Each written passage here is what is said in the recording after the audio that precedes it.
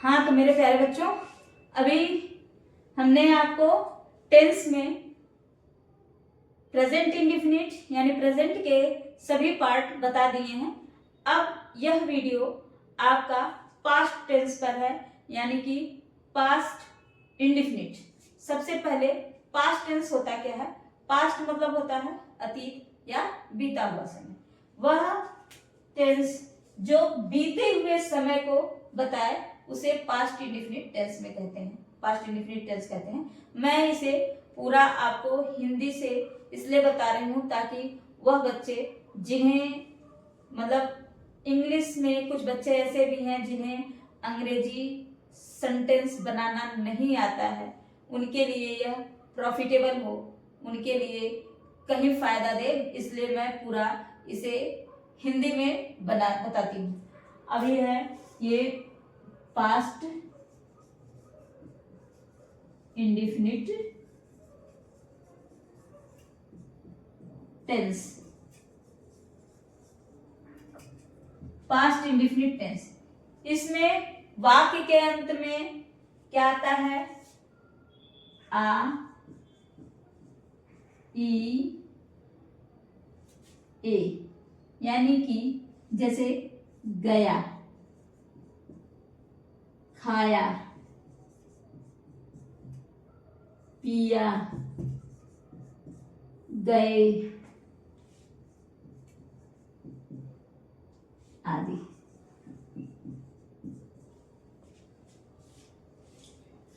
इसका past indefinite में affirmative,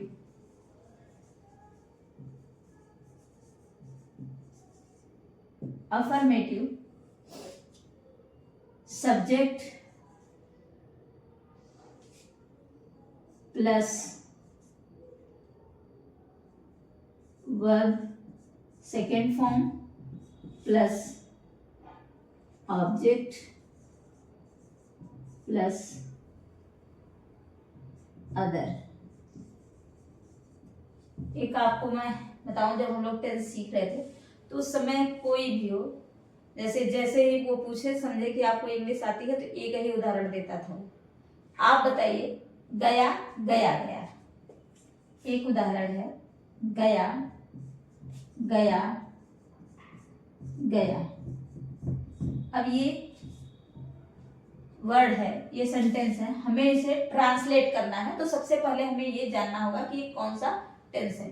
चूंकि ये पास्ट इंडेफिनिट है, क्योंकि इसके वाक्य के अंत में आप केयर करिए, तो जब बोल रहे हैं गया गया गया, आ रहा है, यानी यह पास्ट इंडेफिनिट है, तो सबसे पहले हमें लिखना होगा सब्जेक्ट। क्या लिखना होगा? सब्जेक्ट। तो कौन गया? गया। गया की स्पेलिंग, ये यहाँ पे प्रॉपर नाउन है, क्या है? नाम है किसी का, गया। और अभी कहाँ? ये जो है वर्ब है, क्या है? वर्ब है, क्रिया। इसको लाएंगे यहाँ पे, तो ये हो जाएगा वेंट। वर्ब गो का सेकेंड फॉर्म होता है वेंट, गया वेंट। और ये जो गया है ये है आपका ऑब्जेक्ट, यानी ये प्लेस है, क्या है? प्लेस है। यहाँ पर ये प्लेस है, क्या है? प्लेस, यानी बिहार में एक जगह है गया, वहां पे इसको लिखेंगे गया वेंट गया। अभी एक एग्जाम्पल और, तुमने उसे पढ़ाया। ये है तुमने उसे पढ़ाया, एक सिंपल सा है, बहुत ही सिंपल। किसने पढ़ाया? तुमने पढ़ाया। किसने पढ़ाया? तुमने। तुमने की इंग्लिश क्या होगा? यू। तुमने क्या किया? तुमने क्या किया? पढ़ाया। पढ़ाया की अंग्रेजी टीच होता है, टीच का सेकेंड फॉर्म टॉट होता है, यू टॉट, उसे हिम, ये ऑब्जेक्ट।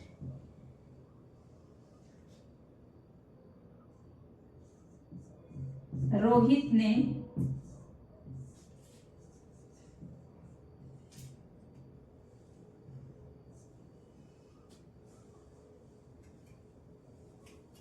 अपना पाठ याद कर लिया।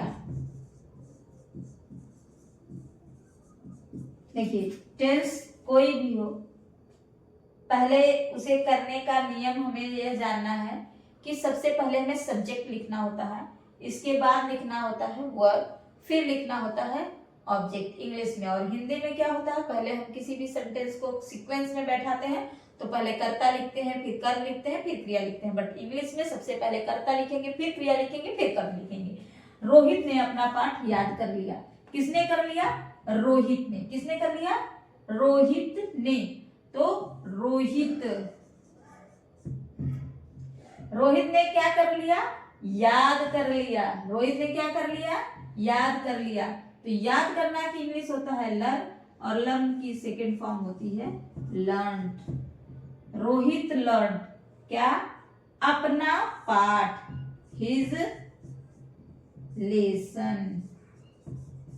ये हो गया, रोहित लर्न हिज लेसन। ये है आपका अफर्मेटिव सेंटेंस।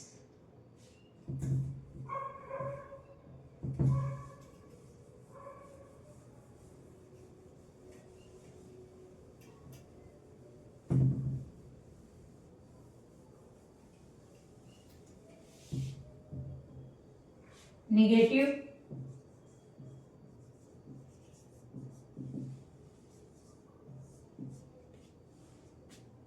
सब्जेक्ट कोई भी हो, चाहे सिंगुलर हो चाहे प्लूरल हो, कोई भी सब्जेक्ट हो, हम लगाएंगे डिड नॉट। क्या लगाएंगे? Subject plus did not plus verb की first form plus object plus other.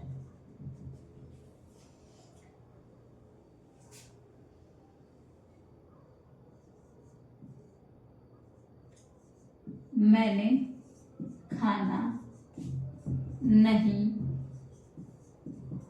खाया।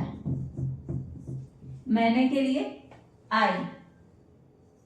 मैंने क्या नहीं किया? नहीं खाया। तो टेंस के अकॉर्डिंग हमें क्या लगाना है? Did not. I did not खाया। ईट क्या? Food. I did not eat food.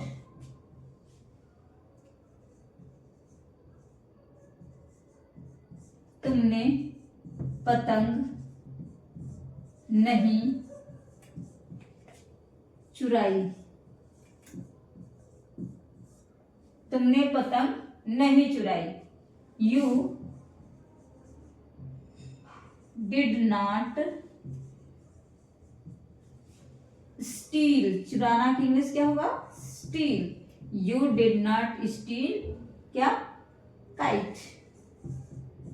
You did not steal kite. अभी कभी नहीं आ गया, अगर किसी सेंटेंस में आ गया कभी नहीं, तो कभी नहीं के लिए subject plus never plus second form of the verb plus object plus other.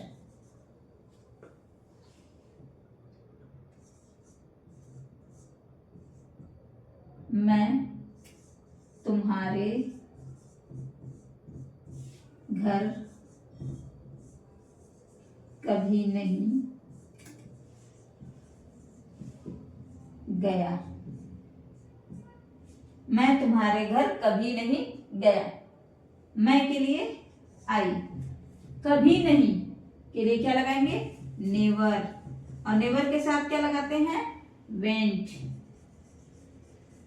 I never went कहा? तुम्हारे घर। Your house. नोट में अगर इसमें पास्ट इंडिफिनिट या पास्ट टेंस में ही कल के लिए हमेशा यस्टरडे लगाते हैं। कल के लिए क्या लगाते हैं? यस्टरडे। तुम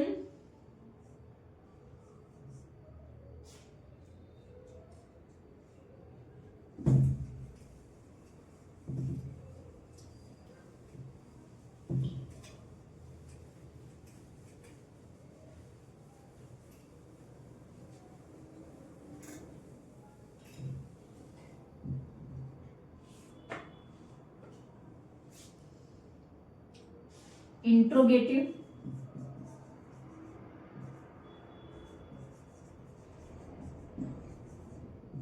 इंट्रोगेटिव अगर है तो उसमें करते क्या है कि अगर क्या शब्द पहले आता है, क्या शब्द पहले आता है तो इसको हम बोलते हैं WH type, sorry helping verb type, या फिर बोलते हैं यस और नो टाइप। जैसे क्या, इसका सॉरी पहले हम लिखते हैं did plus subject plus verb की first form plus object plus other. अगर आता है क्या मैंने तुम्हें बुलाया, यानी सेंटेंस में क्या शब्द पहले आता है तो हमें सिर्फ और सिर्फ हेल्पिंग वर्ब पहले लिखना होता है। जैसे क्या कल तुमने उसे बुलाया, जैसा मैंने पहले ही लिखा है, अदर बाद में लिखाएगा। सबसे पहले क्या है तो क्या पहले आता है, जब क्या शब्द जब पहले आता है तो हमें सबसे पहले डिड लिखना होता है, यानी कि टेंस के अकॉर्डिंग हेल्पिंग वर्ब पहले लिखना होता है। फिर हमें क्या लिखना है, सब्जेक्ट। सब्जेक्ट हमारा क्या है, किसने बुलाया, तुमने, तो तुमने के लिए यू, डिड यू। अब क्या तुमने उसे बुलाया, डिड यू, वर्ब की फर्स्ट फॉर्म लगेगी कॉल, डिड यू कॉल किसे, उसे, हिम। हमने अभी बताया कि कल के लिए हमेशा यस्टरडे लिखेंगे, यस्टरडे एक अदर वर्ड है इसलिए सबसे बाद में लिखेंगे। Did you call him yesterday, did you call him yesterday.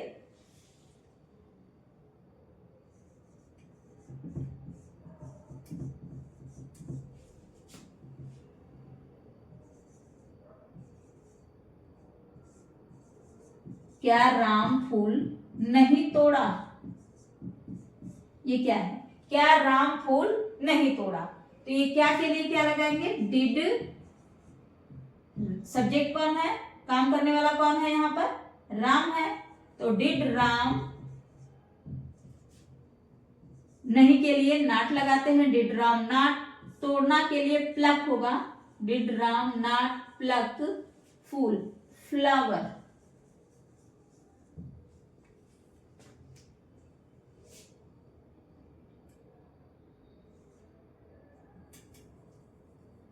जब आपके प्रश्नवाचक शब्द बीच में आते हैं, यानी कि इंट्रोगेटिव वर्ड जो होते हैं वो बीच में आते हैं, तो हम पहले WH लगाते हैं, WH plus did plus subject plus verb की first form plus object plus other. मैं कल कहाँ गया, मैं कल कहाँ गया, तो कहाँ के लिए क्या लगाएंगे, where.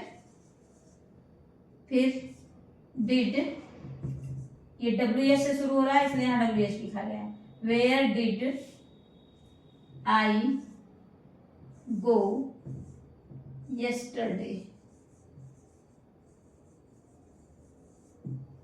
That's all, my dear student. If you want to know more about past tense, then you must subscribe this channel. Thank you.